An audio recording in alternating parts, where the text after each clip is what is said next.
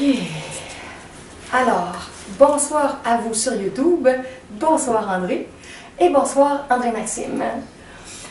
Donc, pour vous de YouTube, j'ai une personne à ma gauche, une personne à ma droite. Nous sommes trois.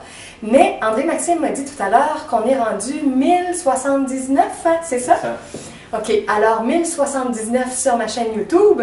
Alors, je suis très heureuse qu'on forme un beau groupe presque de 1100 personnes. Québec, France, Belgique, Suisse, Afrique, quelques personnes des États-Unis, de la Martinique, de l'île de la Réunion. Bon. Alors, bonsoir, bonjour, bonne nuit, bonne matinée à chacun et chacune de vous.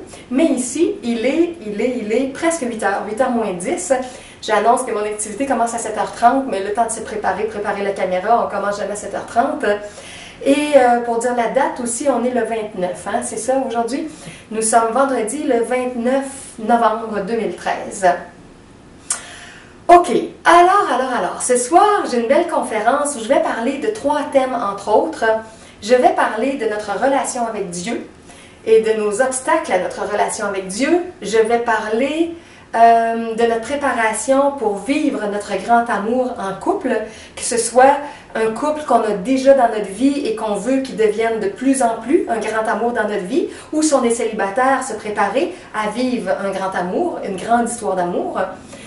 Et je vais parler de la thérapie divine qui est au cœur de ma vie aussi, donc c'est relié à Dieu, c'est relié aussi au fait de rencontrer un amoureux ou une amoureuse, la thérapie qu'on fait dans notre vie, l'autothérapie ou la thérapie divine, la God Therapy, comme je le dis en anglais quand j'écris en anglais. Ok, alors je vais vous parler de ces 3 thèmes-là, mais comme toujours, juste avant de faire les 3 thèmes, j'ai juste quelques petits messages, mais ça devrait être court, là, mon introduction pour aujourd'hui. Ok, alors en introduction, je veux vous dire que je suis depuis quelques jours au marché Opus métropolitain à Montréal. Si vous voulez avoir mon horaire exact de mes présences au marché Opus, pour les gens de Montréal ou des alentours de Montréal, si vous voulez venir me voir là, vous pouvez aller voir mon site où je mets toutes les nouveautés, qui est Programme du 3e millénaire, dans la section Marché Opus. Ce qui veut dire les www.everyoneweb.fr/ Programme du 3e millénaire, 3e, 3EME millénaire. Ça va être marqué dans le texte sous la vidéo de YouTube. C'est ça, vous allez dans la section Marché Opus et là, il va falloir que je le mette à jour ce soir parce que j'ai été là mercredi, jeudi, vendredi, donc aujourd'hui.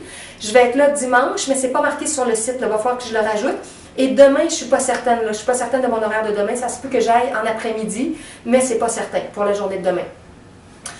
Alors, j'ai fait des nouvelles rencontres là au marché Opus et j'ai rencontré entre autres une femme médium qui communique, elle a un don de naissance depuis qu'elle est enfant. Ça lui faisait très peur quand elle était petite fille, qu'elle m'a raconté, et elle a apprivoisé ça en grandissant. Elle est assez clairaudiente pour entendre certains êtres désincarnés qui étaient proches d'elle quand elle était petite, puis maintenant c'est des êtres désincarnés qui sont proches de personnes qui viennent la rencontrer. Donc elle transmet des messages de nos êtres chers, si on peut dire, s'ils ne sont pas réincarnés de nouveau, s'ils sont toujours dans l'au-delà. Elle s'appelle Denise Beauchamp.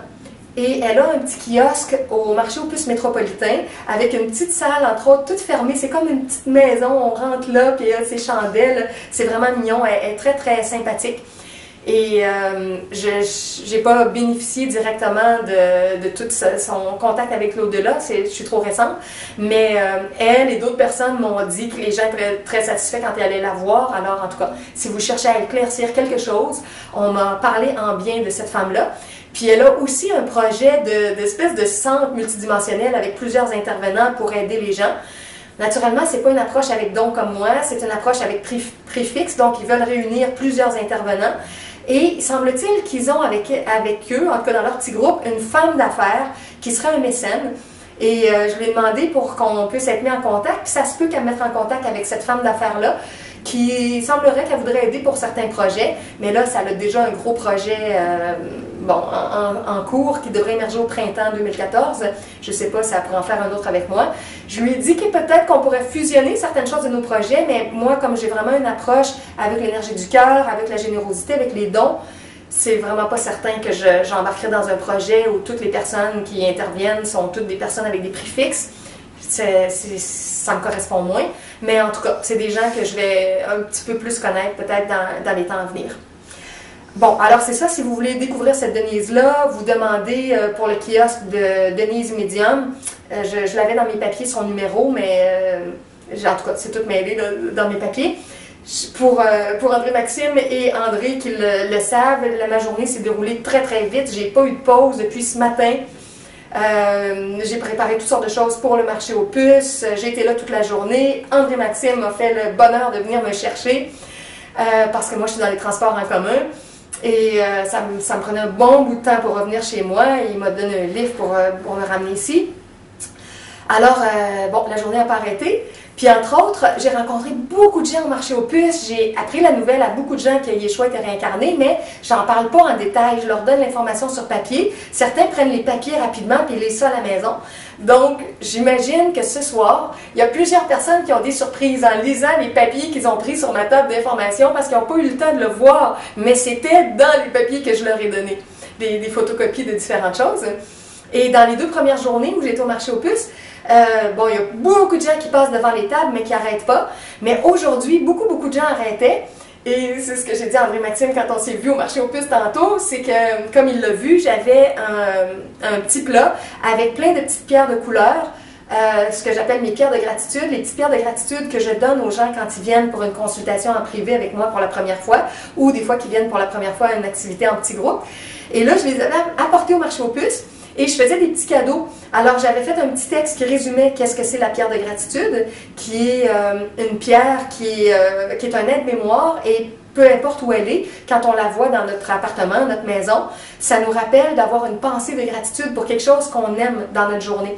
Ça peut être aussi simple que le soleil de la journée, que l'eau de la douche, que nos souliers qui sont confortables parce qu'on n'a pas des souliers troués ou des bottes trouées, comme là, nous, l'hiver est commencé, il y a de la neige depuis 2 jours, c'est bon d'avoir des bonnes bottes, on peut être reconnaissant juste pour avoir des bonnes bottes chaudes.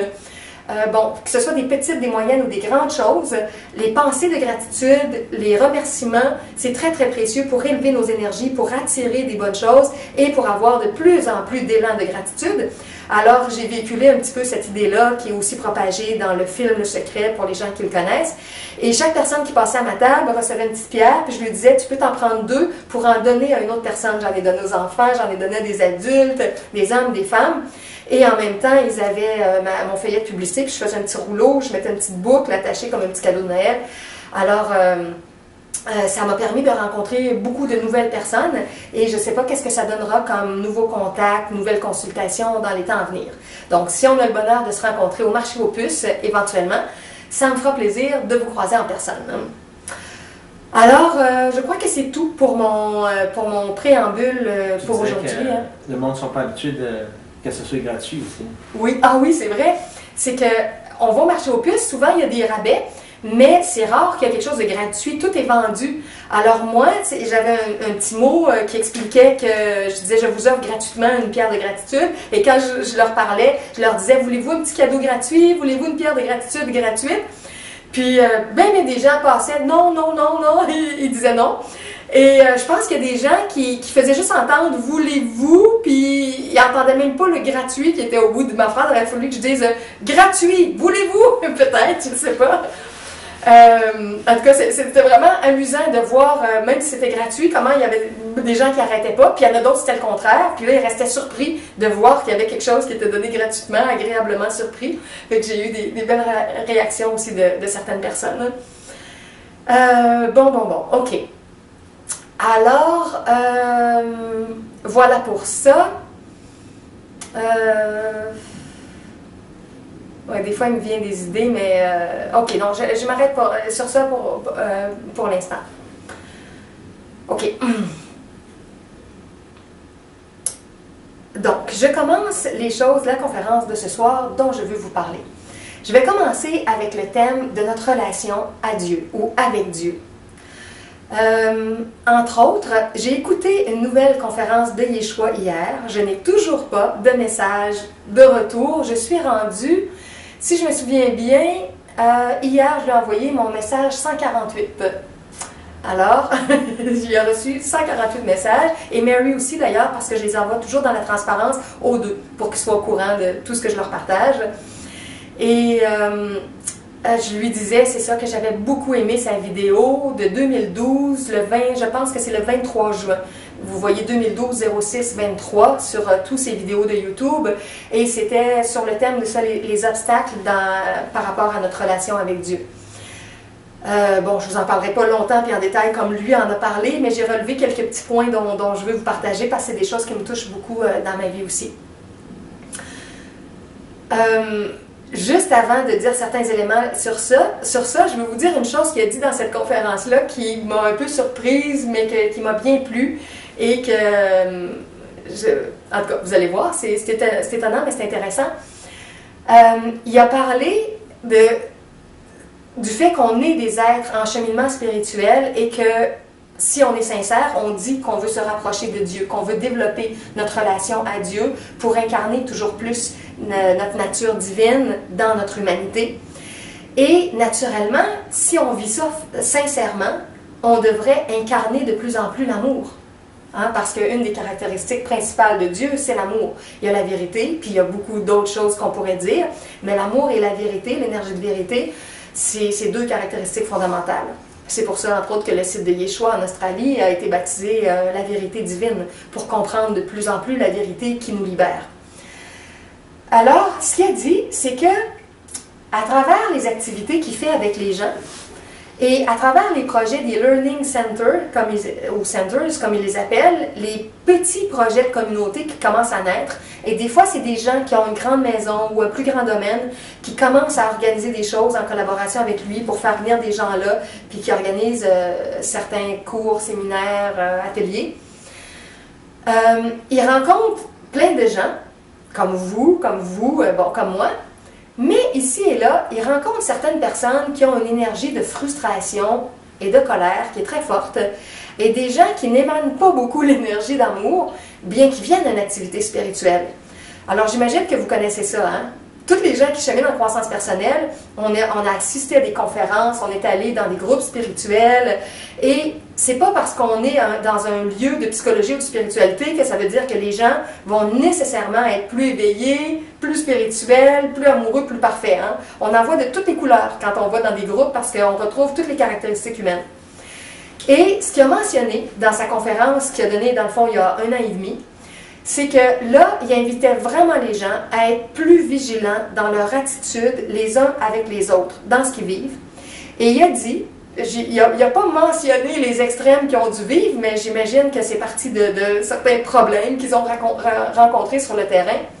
Il a dit qu'à partir de maintenant, et ça fait 1 an et demi, il a dit à partir de maintenant, s'il y a des gens qu'on remarque clairement, soit les propriétaires de la maison, du domaine, où il parlait de lui, ou de Mary, ou les facilitateurs, les harmonisateurs, les leaders de groupe, les gens proches pour organiser des choses, s'ils remarquent qu'il y a vraiment quelqu'un qui arrive avec une attitude très désagréable pour une autre personne ou pour les autres personnes, qui vont demander à cette personne-là de quitter les lieux, de retourner chez elle, et d'aller faire un parcours pour découvrir qu'est-ce qui se passe en ce moment dans ses émotions et de revenir uniquement quand la personne sera capable d'être plus ouverte, plus attentionnée, plus respectueuse, plus amoureuse avec les autres personnes.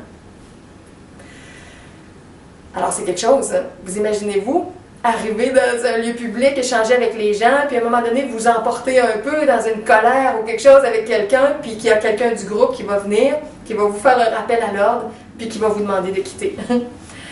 Mais moi, je comprends bien ça parce que dans une charte que j'ai faite il y a quelques années pour le projet du centre multidimensionnel à Montréal, puis je marquais certaines caractéristiques qu'on souhaitait sur place, comme que les gens soient sobres, que les gens ne soient pas sous l'influence de la drogue, que les gens soient respectueux, qu'il n'y ait pas de personnes qui crient dans le centre. Bon, il y avait un certain nombre de critères à respecter, et que si ces critères-là n'étaient pas acceptés, pas respectés, que les gens seraient invités à quitter, bien, c'est un petit peu la même chose, dans le fond, qu'il met en place.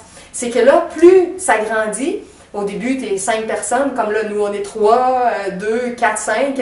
Après ça, tu es 10, tu es 15, tu es 25, 55. Bon, plus ça grandit, bien, la quantité ou la charge de gens qui peuvent arriver avec une énergie plus malsaine ou pour faire des problèmes, c'est en plus grande quantité, puis ça va nuire à plus de monde. Alors, à un moment donné, il faut mettre des balises quelque part. Moi, je trouve que c'est bien pour préserver l'énergie. Et ce qu'il expliquait, c'est qu'il souhaiterait que les learning centers, les centres d'études qui vont se mettre en place, les lieux de conférences et d'ateliers, des fois c'est des blocs de 2 heures, des blocs de 4 heures, il y a des demi-journées, il y a des journées. Alors, ce qu'ils veulent mettre en place vraiment comme lieu de rencontre, comme lieu d'apprentissage, c'est un lieu qui est baigné dans l'amour. Et si les gens n'ont pas vraiment envie de ça, puis de s'appliquer pour être dans cette énergie-là, il a dit que les gens sont mieux de rester chez eux et de ne pas venir. Bon, ça ne peut pas se contrôler à 100%, puis des fois, il y a des réactions soudaines qui nous arrivent tout d'un coup. Bon, ça peut se comprendre.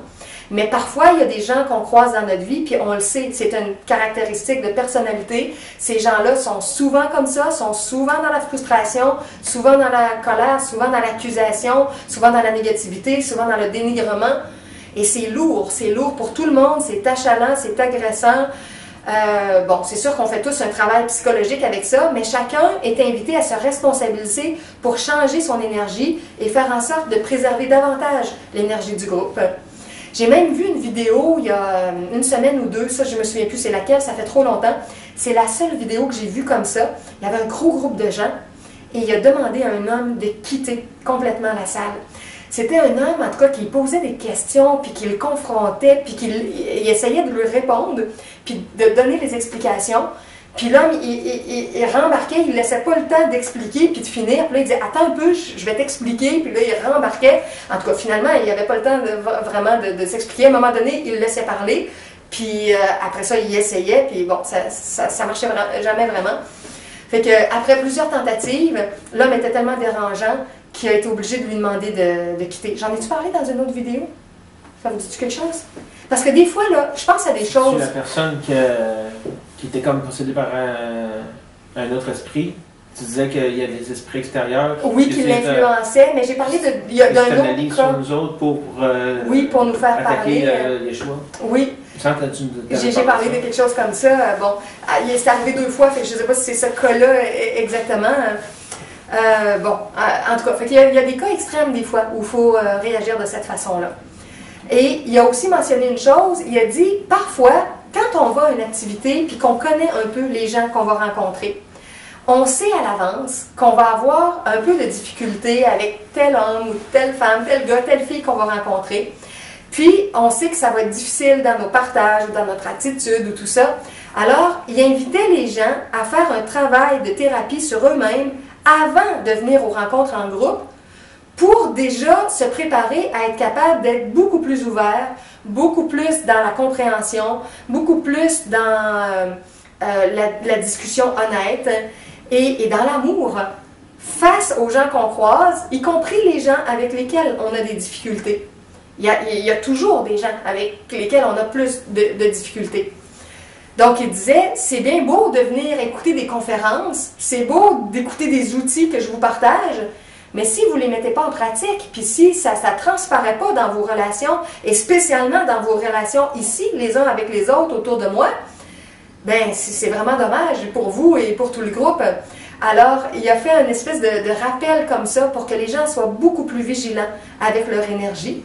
Alors, vous pouvez le prendre aussi pour l'énergie du Québec, quand on va faire des choses en plus gros groupe, qu'on soit tous plus prédisposés ou intéressés à travailler notre centrement pour être dans une plus belle attitude les uns avec les autres. Ça peut vraiment faire une grande différence dans nos rencontres.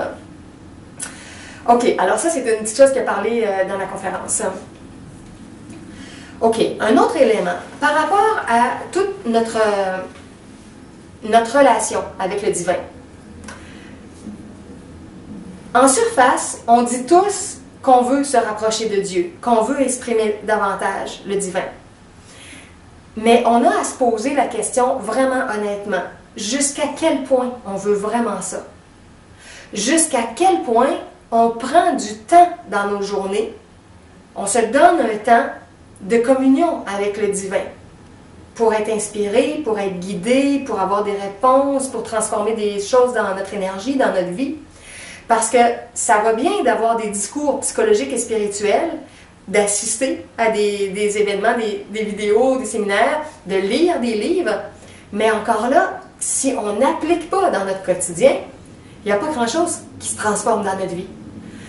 Alors, ça aussi, c'est un rappel pour dire, si on veut vraiment être des êtres de plus en plus divins sur la Terre, on a vraiment besoin de travailler notre communication avec Dieu, puis de se donner des temps de communion avec le divin. J'ai reçu un courriel cette semaine auquel j'ai même pas eu le temps de répondre. Là, je suis en retard. Il y a des personnes, ça fait 10 jours qui m'ont écrite, puis c'est très, très rare quand je retard comme ça, mais il y a tellement de choses là, dans ma vie en ce moment que je suis vraiment en retard dans mes courriels. Et il y a quelqu'un qui m'a demandé d'expliquer davantage qu'est-ce que ça veut dire, notre communion avec le Père divin, puis avec la Mère divine. Est-ce qu'on peut dire avec Dieu, qui est l'énergie Père-Mère, et Yeshua, quand il fait ses conférences, il fait souvent le symbole du yin et du yang, et c'est les deux parties, la partie féminine, la partie masculine. Et moi, quand je le fais en symbole, j'aime bien le séparer en trois. Moi, si j'avais un tableau blanc, là, j'en ai pas, j'en ai eu un il y a quelques années, mais je l'ai perdu dans un déménagement, et là, je ne l'ai pas, mais imaginez que vous auriez un tableau blanc ici. Alors, si je vous écrivais des choses sur le tableau, je vous ferais un beau grand cercle, et je vous ferai le signe du Peace and Love, mais à l'envers. Alors, au lieu d'avoir l'espèce de Y comme ça, vous l'auriez dans l'autre sens, comme ça et comme ça. Le Peace and Love, c'est 3 barres, hein, je pense. 1, 2, 3. Ouais, moi, c'est pas le vrai Peace and Love parce que je fais juste un Y avec 2 barres. Alors, la barre comme ça, les 2 barres, alors vous avez comme 3 parties de cercle. Et les 3 parties, pour moi, c'est les 3 forces, la Trinité à l'intérieur de nous. Une partie qui est la Mère divine, le Père divin et l'Enfant divin, qu'on appelle aussi le Christ à l'intérieur de nous. Alors, quand on a un temps de communion et qu'on s'adresse au divin, c'est comme quand on s'adresse à un ami. Quand vous parlez à un ami, vous lui parlez des vraies choses de votre vie, vous n'allez pas y réciter un texte appris par cœur, vous allez parler spontanément. Quand on s'adresse à Dieu, quand on s'adresse à la Mère à l'intérieur de nous, au Père ou à l'Enfant divin, qui est finalement la partie la plus pure de notre être, on est tous l'Enfant divin, le Christ cosmique à l'origine, quand on s'adresse à ces parties-là, c'est qu'on s'adresse aux parties les plus belles, les plus intelligentes, amoureuses, les plus bienveillantes. Donc c'est comme si on parle à un ami très très proche ou à une personne de notre famille, avec qui on est bien, avec qui on peut se confier, avec qui on peut demander des conseils, de qui on peut demander des conseils. Alors, quand on s'adresse au Père divin, bon, naturellement, c'est toujours plus vaste que ce que je vais en dire, mais si vous vous adressez au Père, dans votre temps d'intériorisation, vous vous adressez à la partie de vous qui vous dynamise pour des nouvelles explorations, des nouvelles découvertes, des élans. Quand vous ne savez pas c'est quoi votre ordre de priorité, c'est quoi que vous devriez faire ou ne pas faire, un choix entre 2 directions, une destination ou un genre de nouveau projet, une nouvelle entreprise, un élan de bénévolat, un élan, comme on dit, les hommes sont souvent des aventuriers pour aller découvrir des nouveaux territoires et tout ça. Quand on s'adresse à l'énergie Père, c'est pour tout le courant, on pourrait dire, de leadership, d'initiative, d'aventure qu'on a.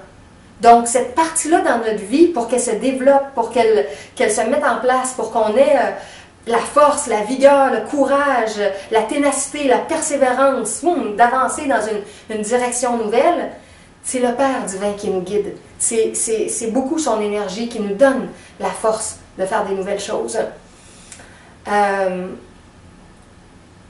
Bon, alors ça, c'est l'énergie Père.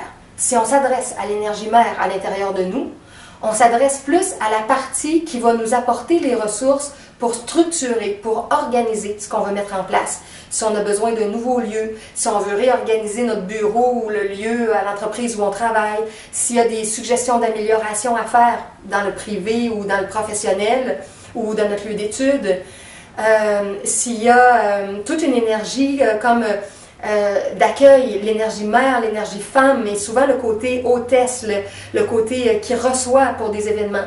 Donc, quand vous avez besoin d'accueillir quelqu'un librement, de l'écouter, c'est sûr que ça se transpose aussi, là. Les hommes et les femmes, on a tout ça quand même. Mais toute l'énergie d'accueil, vraiment, ça va être plus le côté féminin à l'intérieur de nous. Quand on a à travailler aussi tout le côté vraiment de la communication, l'énergie des femmes est très forte. Donc, quand vous avez de la difficulté à dire les vraies choses, d'être transparent, d'être honnête, d'être intègre, de faire des clarifications avec quelqu'un, au travail, ou dans votre famille, ou dans votre couple, demandez à l'énergie de mère de vous aider à avoir un discours plus fluide pour être capable de dire ce que vous avez à dire, puis de le dire, pas avec des accusations, mais avec une énergie de compréhension, mais une énergie de résolution des problèmes, des conflits. J'ai une amie qui me parlait cette semaine, qui me disait qu'elle avait un début de mal de gorge. Le mal de gorge, souvent on dit « Ah, j'ai attrapé un coup de froid, bon, la neige vient d'arriver, il fait plus froid. » Des fois, ça peut être ça, mais souvent, le chakra de la gorge, quand il est impliqué, c'est un blocage au niveau de la communication. C'est quelque chose qu'on ne dit pas, qu'on refoule, ou c'est quelque chose qui nous a été dit puis qu'on n'a pas digéré dans la communication. Et des fois, c'est des élans qu'on aurait pour dire quelque chose, mais des élans avec une énergie d'accusation. Non pas juste pour exprimer qu'est-ce qu'on vit, puis comprendre comment on peut améliorer ça ensemble, mais quand on le dit sur un ton accusateur, accuser certaines personnes, ce qui veut dire qu'on ne se responsabilise pas assez, puis qu'on voudrait que les autres nous sauvent, que les autres fassent les choses à notre place, qu'on attend de l'extérieur, qu'on a des attentes. Ça, c'est les situations parfaites pour être très frustré quand on attend des autres, au lieu de nous-mêmes vouloir apporter différentes choses. Alors, toute cette énergie-là de communication qui joue beaucoup dans nos mots de gorge, c'est des clarifications qu'on a à faire dans notre communication amoureuse. Bon, donc l'énergie père, l'énergie mère et l'énergie enfantine, l'énergie du Christ à l'intérieur de nous, l'énergie de l'enfant divin. Quand on se relie à ça, quand on parle à cette présence-là à l'intérieur de nous, c'est pour l'équilibre, pour qu'on soit des gens qui ont de la spontanéité pour faire des choses, mais qui ont un sens de l'organisation aussi pour que ce qu'on fait, ça fonctionne, que ça ait une base. Tout notre équilibre dans les deux. D'aller chercher de l'énergie père, d'aller chercher de l'énergie mère, l'énergie masculine, l'énergie féminine, tout ça est précieux pour que ce qu'on essaie de faire, ça soit, ça corresponde bien aux deux pôles, puis que ça soit ouvert tout autant aux hommes qu'aux femmes, qu'on ne soit pas juste dans un type de style qui correspond très très bien aux hommes puis qui ne correspond pas du tout aux femmes, ou vice-versa, qu'on s'ouvre vers les femmes puis qu'on se ferme aux hommes. Bon, alors, tout ça est relié à notre communication avec le divin. En fait, comme Yeshua en parlait aussi, il y a une espèce de nuage d'obstacles à l'intérieur de nous qui bloque entre notre âme humaine et Dieu, si on l'appelle comme ça de façon résumée. On a tous cette espèce de nuage-là et souvent ce qu'on fait, c'est que au lieu de développer notre communication avec Dieu pour avoir nos réponses, nos inspirations, nos énergies de douceur, de communication, d'organisation, d'accueil, on va aller vers toutes sortes de relations externes de dépendance. Et on va remplacer l'énergie divine par des dépendances externes. Ça peut être des dépendances relationnelles, que ce soit avec des parents, que ce soit avec des amis, que ce soit avec des collègues de travail. Ça peut être des dépendances dans trop d'heures de travail, ça peut être dans trop de nourriture, ça peut être dans trop de sport, trop de drogue, trop de cigarettes, trop de jeux. Il existe toutes sortes de choses avec lesquelles on peut être dépendant, mais tout ça, c'est des substituts pour l'énergie plus fondamentale de Dieu qu'on est appelé à recevoir davantage pour être imprégné de tout ça, pour se sentir davantage plein, pour avoir moins besoin de, on pourrait dire, de vampiriser le monde extérieur en consommant, puis en s'accrochant, puis en ayant plein d'attentes avec les gens. Devenir beaucoup plus un être rayonnant, un être solaire. Donc, il faut qu'on développe toujours plus cette relation-là intérieure et de voir qu'est-ce que ça nous pousse à faire dans l'amour. Au niveau de l'enseignement, au niveau du service, au niveau des contributions, au niveau de certains projets, qu'est-ce qu'on peut faire dans cette énergie-là? Et plus on est dans notre énergie de rayonnement, plus on est bien. Parce que on apporte quelque chose qui contribue, puis on rend les gens heureux. En tout cas, il me vient des idées, mais j'en parlerai tantôt. Des cadeaux qu'on reçoit, des cadeaux qu'on offre spontanément, même si c'est des petites choses. Tiens, je vais le dire tout de suite parce que là, ça me chicote trop. D'habitude, je parle des dons au début ou à la fin. Mais là, c'est ça. J'ai reçu des beaux dons aujourd'hui d'André Maxime que je n'avais pas vu depuis 2 semaines et qu'aujourd'hui est revenu avec un beau sac d'épicerie puis avec des jus que j'aime et d'autres choses. Alors, naturellement, lui le fait avec sa bonté, puis moi, je reçois ça avec tout mon émerveillement. Alors, que ce soit ça ou d'autres choses qu'on offre à quelqu'un, c'est toujours, c'est ça, le plaisir de donner, le plaisir de recevoir. Donc, bon, tantôt, je l'ai vécu en live.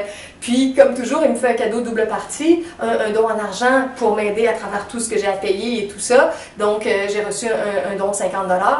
Alors, bon, je comptabilise ça dans mes choses à payer. Donc, c'était un très, très beau cadeau. Alors, c'est ça, peu importe la façon dont on trouve un moyen d'aider quelqu'un qui est plus proche, qui est plus loin.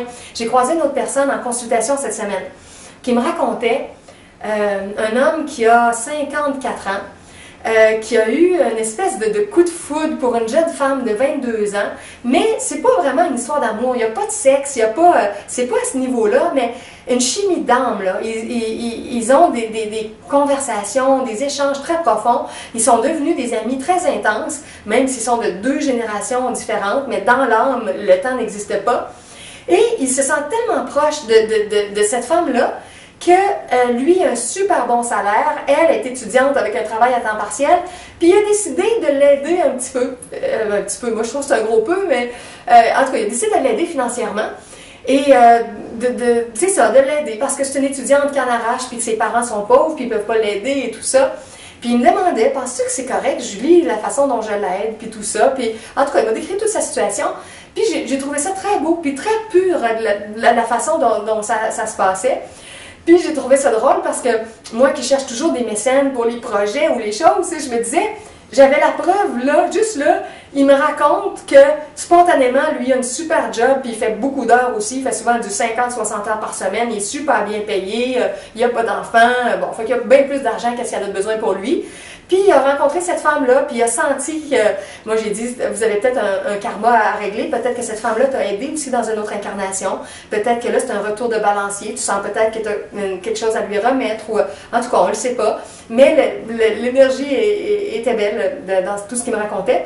Et cette femme-là, ben, elle fait rien de spécial là, au niveau du bénévolat, de l'enseignement, de l'aide communautaire ou humanitaire, mais elle a une belle personnalité, elle est gentille, ils ont une bonne chimie, puis il devient un petit mécène pour elle depuis plusieurs mois, je ne sais pas combien de temps ça va durer. Fait que la vie me mettait en pleine face qu'il y en a des mécènes partout pour des gens ordinaires qui font rien de spécial, et pour les gens qui font quelque chose de plus spécial, qui peuvent aussi trouver des aidants, des contributeurs.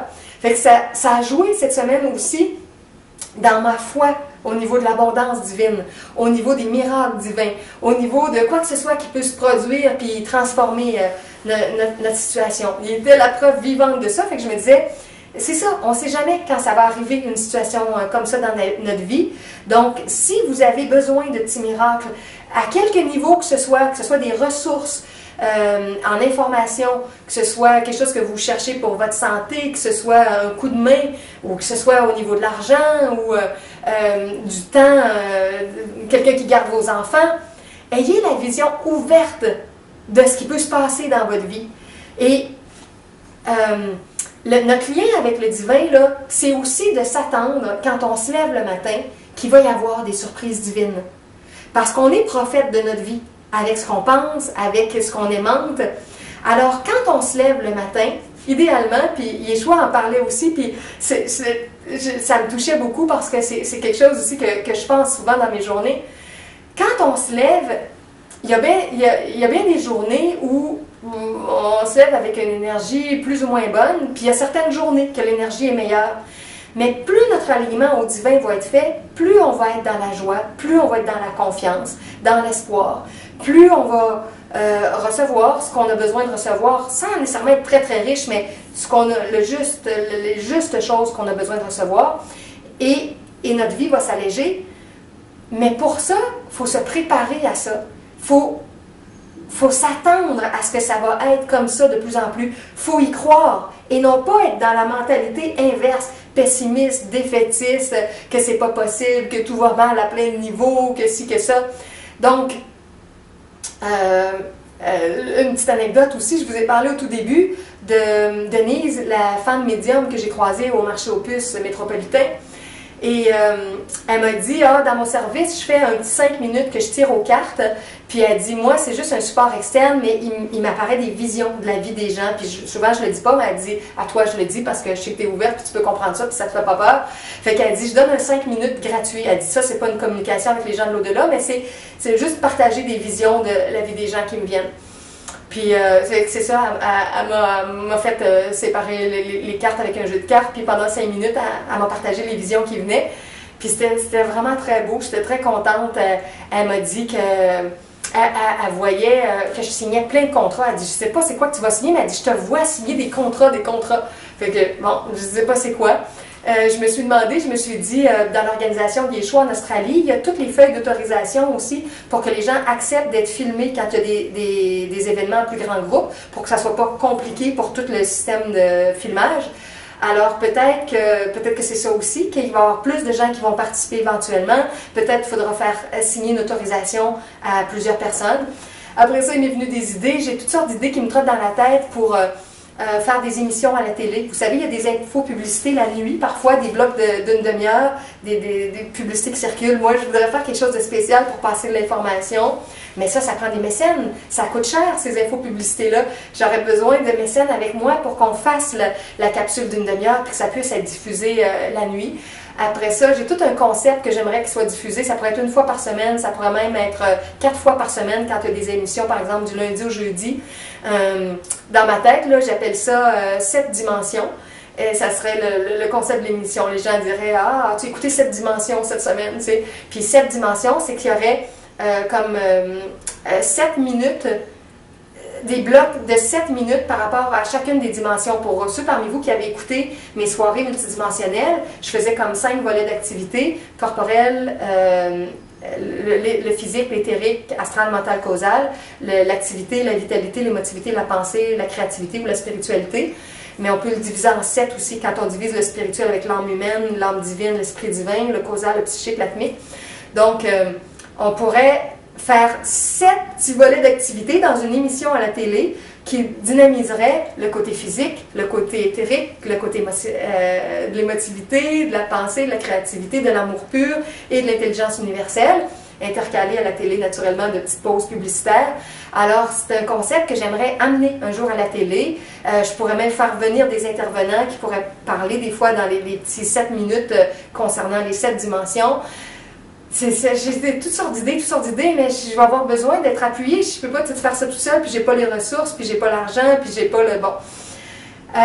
Alors, je sens que ça s'en vient. Il y a de plus en plus de gens qui me disent, Julie, avec ta voix, tu pourrais être à la radio, tu pourrais être à la télé.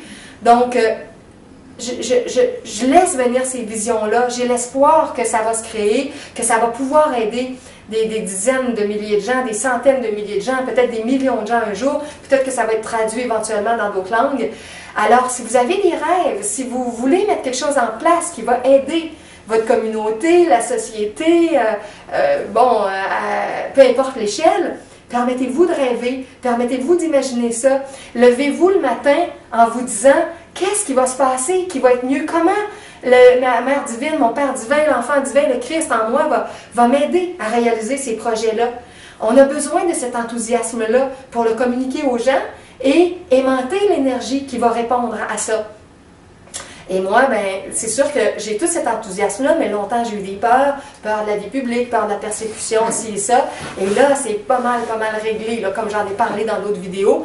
Alors, l'espèce de laser qui se dirige dans une direction pour créer quelque chose est de moins en moins freiné par l'énergie laser inverse de certaines peurs, de certaines résistances. Fait que vous pouvez évaluer comme ça dans votre vie, vous autres aussi.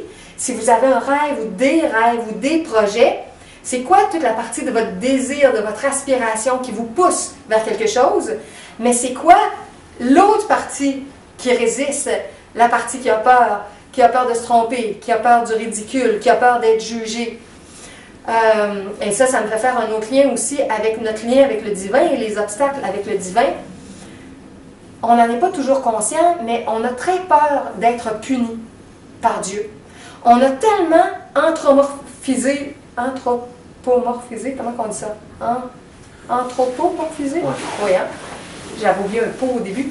On a anthropomorphisé Dieu et on l'a rendu à l'image de l'être humain, de l'humain, de l'homme. Et on lui a donné nos caractéristiques humaines.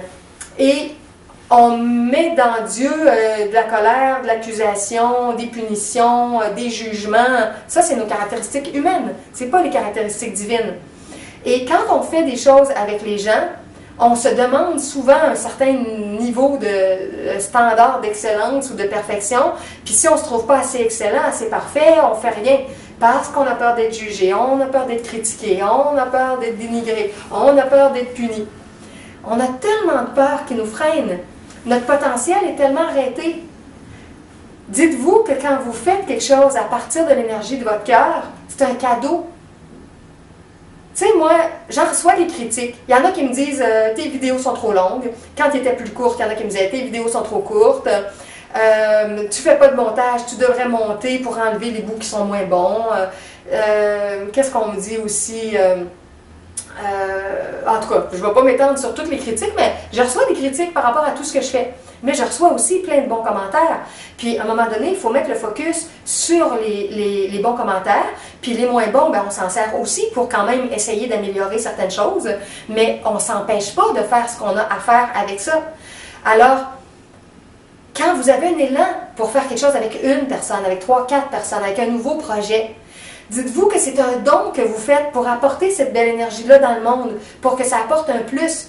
Puis oui, c'est certain qu'il y a du monde qui vont essayer de vous décourager, qui vont essayer de vous dénigrer, qui vont essayer de vous rabaisser. Il y en a toujours, puis spécialement les gens qui font rien, les gens qui sont juste assis, qui font juste regarder la vie, le train passé. Ça, c'est des experts. Des gens souvent qui ont une grosse carence au niveau de l'estime d'eux-mêmes et qui vont être des experts pour dénigrer les autres. Mais une personne qui est dans son essence, elle ne va jamais dénigrer. Elle peut critiquer de façon constructive pour aider, pour apporter des suggestions, des solutions, mais elle ne va jamais taper sur la tête pour complètement écraser. Alors, dites-vous que si vous recevez des commentaires des gens de votre famille, de vos proches, que ce soit des amis, que ce soit des professeurs à l'école, des gens qui vous tapent sur la tête et qui essaient de vous diminuer, c'est des gens qui ont déjà des problèmes, qui ont des problèmes avec leur estime d'eux-mêmes, qui essaient de se remonter en écrasant les autres. Alors, donnez pas trop d'importance à ça. Puis, laissez-vous pas arrêter par ça. C'est des gens qui essaient de nous éteindre de nos jours, il y en a beaucoup, beaucoup. Mais il faut rallumer constamment notre feu. Et qu'est-ce qui nous aide à le rallumer? C'est notre lien avec Dieu, parce que c'est Dieu qui nous dynamise. Un autre élément par rapport au contact avec Dieu que j'ai vécu au marché aux puces, aujourd'hui c'était beaucoup plus achalandé parce qu'on était le vendredi. Mercredi, jeudi, il y avait des périodes où il y avait plus de monde, il y avait des temps calmes, où il n'y avait personne qui venait à la table. Alors là, quand j'étais tranquille, je sortais mes feuilles blanches, puis je commençais à écrire mon journal personnel. Puis là, je laissais venir toutes mes pensées, puis il me venait des idées aussi pour d'autres projets de textes, de livres que je veux écrire. Alors, j'ai eu des grands bouts d'écriture quand j'étais au marché aux puces. Puis à un moment donné, il y a quelqu'un du kiosque voisin qui est venu me voir, puis la fille, elle me dit « Julie, t'ennuies-tu quand t'as pas personne qui vient à ta table, tout ça? » Puis j'ai dit « Non, je m'ennuie pas du tout. Si j'ai personne, je suis écrivaine, puis j'aime écrire, puis je laisse venir les inspirations. » Fait que d'un côté ou l'autre, j'étais contente. Quand il venait des nouvelles personnes, quand je passais des publicités, aujourd'hui avec des pierres de gratitude que je donnais, des petits cadeaux. Et si j'avais personne, là, je rentrais en contact avec mon énergie interne et je me mettais à écrire. Et il m'est venu toutes sortes de choses dans mon courant d'écriture. Entre autres, mon concept dont je vous ai parlé, là, cette dimension-là, je l'ai raffiné hier, là, quand c'est venu. Là. Puis là, je me suis dit, ah oui, je sens qu'il y a quelque chose de proche. Peut-être qu'il y a une émission de télé là, que je pourrais proposer à Canal Vie ou bien à Télé-Québec ou j'ai Canal Vox encore. J'ai une amie qui est ici en séjour au Québec pour quelques semaines et elle a rencontré dans ses connaissances un homme qui travaille à l'émission de Belle et Bomme et qui l'a emmené voir une émission de Belle et Bomme. Moi, je suis à Montréal depuis des années et j'ai jamais été voir Belle et Bomme. Il faut dire que je n'ai pas demandé, je n'ai pas cherché non plus à avoir des passes. Mais c'est ça, elle l'a croisé. Il est technicien au niveau de l'équipe technique de l'émission, le spectacle de musique de Belle et Bomme, et est allé voir ça. Fait que j'aimerais ça qu'elle puisse nous mettre en contact. Ce gars-là qui a des contacts avec l'équipe de Télé-Québec, il a peut-être certaines connaissances pour peut-être présenter un projet à Télé-Québec. En tout cas, c'est des idées qui me trottent dans la tête, mais j'en ai tellement, puis tellement, puis tellement. Dans la vie, c'est souvent ça, hein? Il y a du trop, puis il y a du pas assez, à toutes sortes de niveaux. Comme moi, souvent, je manque d'argent parce que je suis beaucoup dans l'énergie du cœur, du don et de tout ça, puis je ne vends pas les choses que je fais, je fonctionne avec les dons. Donc, je manque un peu d'argent ou de confort dans la structure de base matériellement. Mais de l'autre côté, au niveau de la connaissance, au niveau des inspirations, des idées nouvelles, j'en ai, j'ai pas le temps de tout emmener les nouvelles choses. D'autres personnes travaillent très fort, ils font du 40, 50, 60 heures par semaine. Ils ont un bon salaire, ils n'ont aucun problème financier, ça roule très bien, puis ils peuvent même aider d'autres personnes. Mais ils travaillent tellement fort qu'ils ont moins le temps d'écrire leur journal personnel, ils ont moins le temps de méditer, ils ont moins le temps de communier avec Dieu. Ils reçoivent moins d'inspiration, la vie est un petit peu plus mécanique. Alors, c'est comme deux extrêmes. Souvent, c'est ça. On a du temps où on est très occupé, puis on a plus d'argent. En tout cas, bon, vous comprenez, là, on peut faire des extrêmes de différentes façons comme ça. Alors, c'est ça. Pour que notre vie se régularise, pour qu'on arrive à emmener vraiment l'énergie puis qu'on prenne notre place, on a besoin de développer toujours plus notre contact avec le divin et surtout éliminer nos peurs de la punition, tel que j'en parlais tantôt. Parce que si vous vous asseyez tranquille pour parler à la Mère divine, pour parler au Père divin, puis que vous pensez comme un autre gars, un de mes voisins au marché aux puces, quand il m'a demandé comment ça avait été quand la femme médium, Denise, m'avait tiré aux cartes, puis elle m'avait dit les visions qu'elle avait eues sur ma vie. Il dit, moi, je suis ici depuis plusieurs mois, puis je ne suis pas allée la voir encore. Puis même, il n'était pas juste pas allée la voir. Denise se trouvait à être la mère de sa blonde. Le monde était petit, c'est pour ça qu'on s'est croisés, parce qu'il était là, sa blonde est venue, puis la mère de la blonde qui avait un kiosque est venue, puis là, on s'est toutes connues. Alors, c'est ça, fait que c'était le gendre, je pense, qu'on appelle, en tout cas. Fait qu'il l'a comme cette médium-là dans sa famille élargie, c'est la mère de sa blonde. Puis il dit, je suis pas allée la consulter aucune fois. Puis il m'a dit, je pense parce que j'ai peur des messages que je peux recevoir des gens de l'au-delà.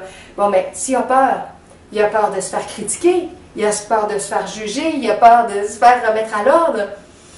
C'est sûr que des fois, on peut avoir des messages de vérité, on peut avoir des messages confrontants, mais quand c'est dans une vraie énergie divine, c'est toujours fait avec amour, c'est toujours fait avec respect, c'est toujours fait avec la compréhension, avec une tolérance, une patience pour le rythme auquel on est capable de faire nos intégrations, nos apprentissages. Donc, en profondeur, on ne devrait pas avoir peur de messages d'être de notre famille spirituelle de l'au-delà, de nos guides de lumière, des maîtres ascensionnés ou de la présence de la Trinité, le Père, la Mère, l'Enfant divin. Mais lui, voyez-vous, il se bloquait de ça en disant « j'ai peur un peu de ce qui va m'être dit ». Ben, peut-être qu'il empêche un message qui serait précieux, qui pourrait l'aider à certains niveaux, puis qu'il ne l'a pas à cause de sa peur. Avec Dieu, c'est un peu la même chose. On se dit, qu'est-ce qu'il va me dire? Qu'est-ce qu'il va me proposer? Sur quelle voie Dieu va m'envoyer? Mais on peut dire non. J'ai fait une vidéo il y a plusieurs semaines qui était communiquée avec son être réel. Puis dans ça, j'avais dit que je réalisais que j'avais peur par moment, justement, d'avoir des propositions du divin, puis de ne pas être capable d'accepter, soit parce que ça ne me tente pas, soit parce que je trouve pas la force, la capacité. Bon, alors, c'est comme Dieu, c'est le plus grand thérapeute, le plus grand coach, le plus grand ami qu'on peut avoir, le plus grand conseiller, le plus grand parent. C'est ce qu'il y a de plus grand, de plus beau. Puis en même temps, on a peur. On a peur d'y parler, on a peur de ce qui peut nous inspirer, des intuitions qui vont nous venir, des visions qui pourraient arriver. Parce que si on n'avait vraiment pas peur, on serait pas mal plus intéressé. Imaginez une personne avec qui vous aimez converser ou que vous aimez voir, que vous aimez rencontrer. Il y a des gens dans votre cercle proche avec qui vous êtes mieux.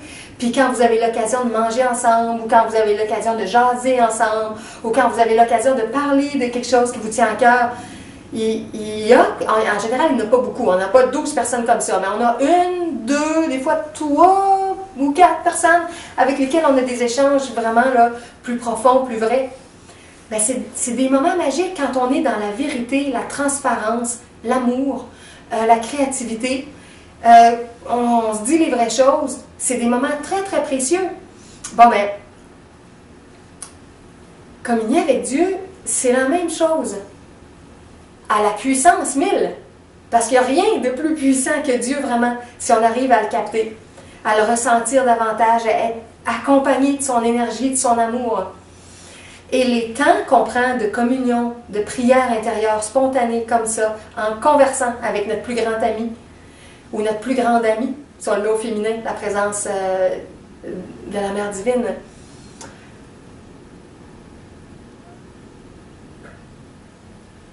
Donc, on a besoin de changer notre image intérieure de la présence divine et d'amener vraiment la présence bienveillante. Essayez d'imaginer l'être le plus parfait que vous pouvez rencontrer, qui va vous aimer, qui va vous envelopper, qui va vous assister, qui va vous envoyer une certaine énergie. Alors, c'est ce type de communication-là qu'on cherche à ressentir, à créer, à développer, à renforcer si on la développe régulièrement. Mais si on ne la veut pas, si on ne l'appelle pas, si on ne la souhaite pas, si on ne prend pas le temps, elle ne se développera pas. C'est comme la relation avec un ami.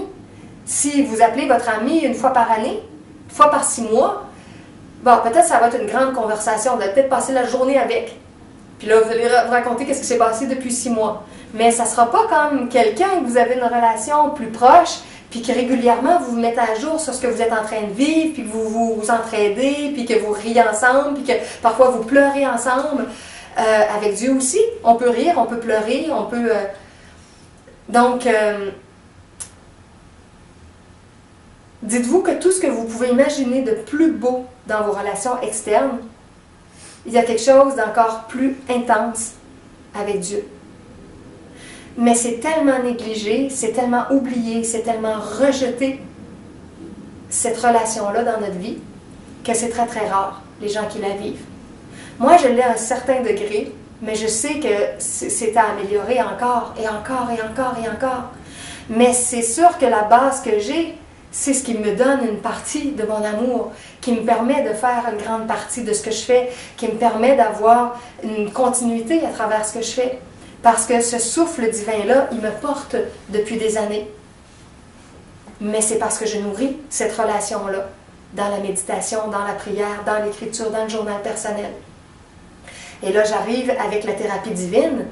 Toute cette présence-là, elle est là pour nous aider à faire notre thérapie, à se guérir, à se transformer, à défaire nos peurs, nos blocages, à délaisser les anciens schémas de comportement qu'on a eus qui nous ont fait des problèmes, puis à revenir dans des relations d'amour pour que les choses se passent de mieux en mieux. Alors, la plus grande thérapie, c'est la thérapie divine, avec la force de Dieu. Et les outils de base, c'est le temps de communion, de prière qu'on prend avec Dieu. C'est le journal personnel où on s'adresse à Dieu, ou encore où on s'adresse à nos guides de lumière. J'en parle souvent, mais il y a si peu de gens qui le font. Et moi, mes guides me disent et me redisent, le journal personnel, c'est la méditation du futur. Il va y avoir de plus en plus de gens qui vont le faire, puis qui vont découvrir comment ils sont guidés, comment ils sont assistés. Alors, si vous voulez recevoir des nouvelles inspirations, si vous voulez écrire des textes, si vous voulez vous faire un blog ou un site web, si vous voulez vous préparer un cours, un atelier, une formation à donner, commencez avec votre journal personnel. Puis écrivez vos thèmes, demandez des inspirations, demandez à préciser certaines choses. Là où vous ne comprenez pas trop certains éléments ou en rapport avec votre vie, écrivez sur ça, demandez l'inspiration divine. Alors, dans l'écriture, on se met en contact avec le divin, puis on reçoit des inspirations, une nourriture. Alors ça fait partie de la thérapie divine. Idéalement, on devrait prendre un petit temps tous les jours pour amener nos zones de frustration, nos zones de colère, nos zones de peur, nos relations de non-amour, nos relations où il y a eu du jugement, où il y a eu de la critique, du dénigrement. Toutes les fois qu'on a vécu ça avec une personne, on pourrait amener ça dans notre communion avec Dieu ou dans notre journal personnel pour brasser ça puis s'en défaire.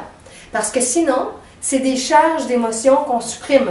On vit ça, et ça fait partie d'une autre conférence que Yeshua a donnée sur la suppression, que j'ai trouvée très intéressante aussi, je ne me souviens pas de la date.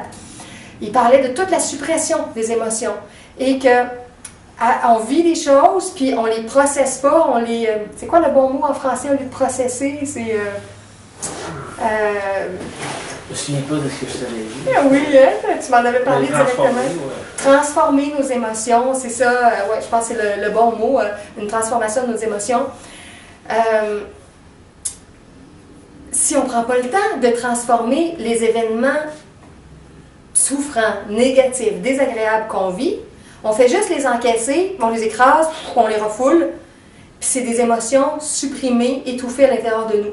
Et tout ça, il va falloir à un moment donné que ça se vive, il va falloir que ça revienne, il va falloir que ça se libère. Et quand on supprime une partie de notre énergie, on s'en rend pas toujours compte, mais c'est comme toute une partie de notre âme qu'on supprime.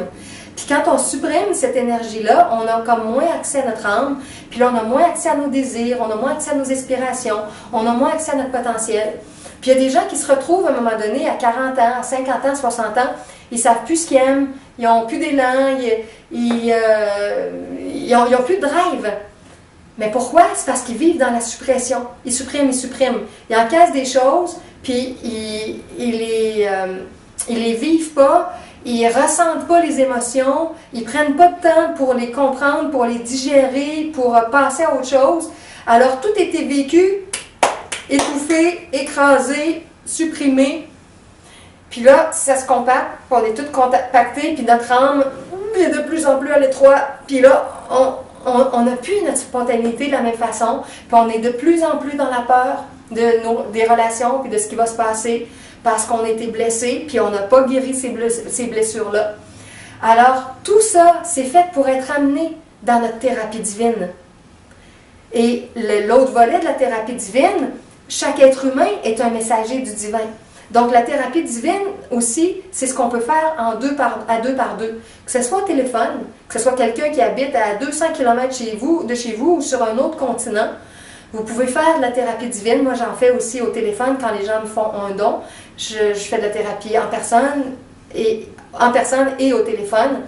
Mais si vous choisissez un ami proche, quelqu'un de votre famille, bien, vous pouvez le faire gratuitement. Il n'y a pas de don, il n'y a pas de frais d'argent impliqués. Donc, dans la thérapie divine, c'est d'essayer de vous jumeler avec quelqu'un que vous connaissez peut-être pas beaucoup, ou que vous connaissez beaucoup, puis de vous mettre deux par deux, puis de vous donner du temps. Alors, c'est très, très important de faire ça, d'avoir au moins une bonne personne dans notre entourage. Créer un lien avec quelqu'un avec qui, parfois, on va écouter, d'autres fois, c'est l'autre personne qui va nous écouter, qu'on va être dans le non-jugement, qu'on va travailler notre compréhension des mécanismes humains, de ce qui se passe, tout ça. Alors, ces trois éléments-là, l'espèce de prière comme si on parle à un ami, le journal personnel et la communication avec un ami spirituel, c'est ce qui fait notre thérapie divine, à moins qu'on aille directement vers un thérapeute.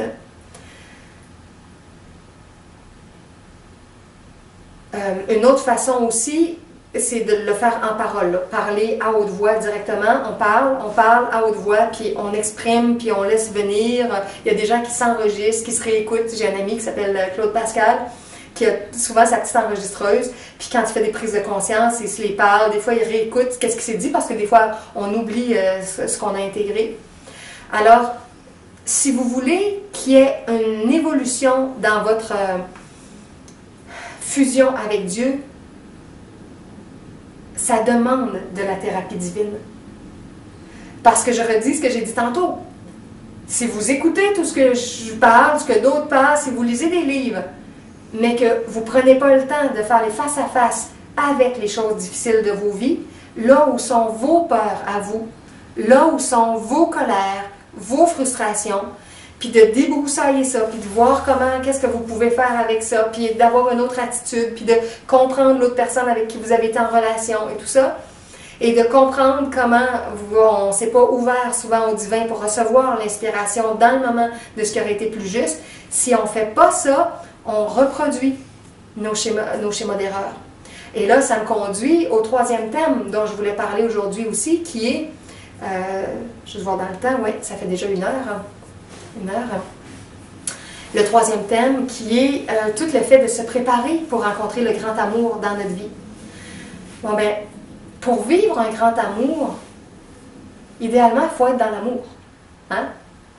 Si on est dans une vie qu'on est toute pognée, toute étouffée, ça va être dur de vivre un grand amour. Hein?